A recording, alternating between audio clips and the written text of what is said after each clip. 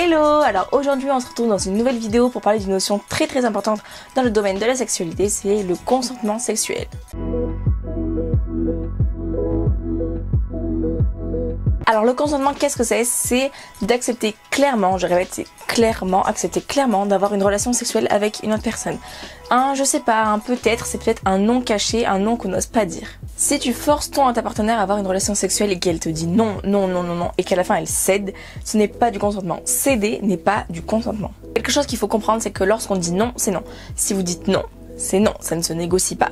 On ne vous manipule pas. C'est-à-dire que la personne n'a pas le droit en face de vous dire si tu fais pas, je te quitte. Si tu le fais pas, ça veut dire que t'es prude. Non, ça veut rien dire du tout. Si tu le fais pas, c'est que t'en as pas envie sur le moment. Et si tu couches quand même avec la personne qui t'a dit non, ça s'appelle du viol. Même si vous êtes ensemble, ça s'appelle du viol.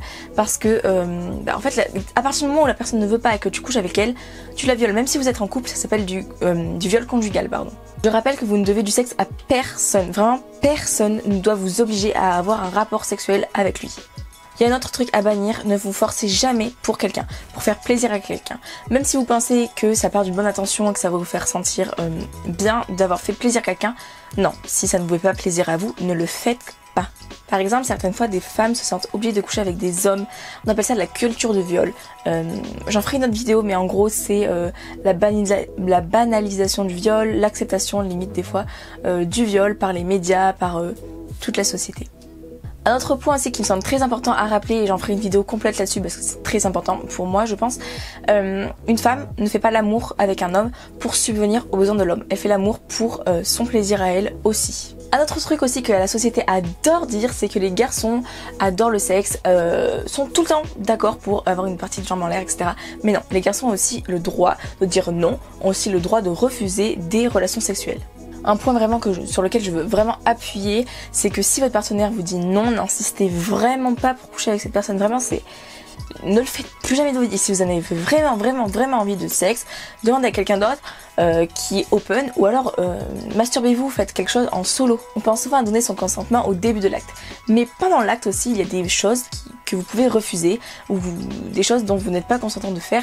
Par exemple, si vous ne voulez pas pratiquer la sodomie, pas de fellation, des choses comme ça, il faut le dire, même si ça peut casser l'ambiance. Si vous n'êtes pas d'accord pour faire quelque chose, ne le faites pas. Vraiment, lorsque tu consens à quelque chose, tu peux complètement changer d'avis, même 10 minutes après, même 5 minutes après, même si tu dis ok, je suis ok pour telle pénétration, même 5 minutes après tu peux dire non, stop, et votre partenaire doit respecter ça. Aussi, un autre point très important, une personne droguée ou alcoolisée n'est pas en état de donner son consentement. C'est très important, il faut que ça rentre dans votre tête. Parfois vous n'osez pas dire non, c'est vrai que ça arrive, je reçois des messages de personnes qui disent qu'elles n'osent pas dire non à leur partenaire parce qu'il serait trop violent, parce qu'il serait vexé, j'en sais rien.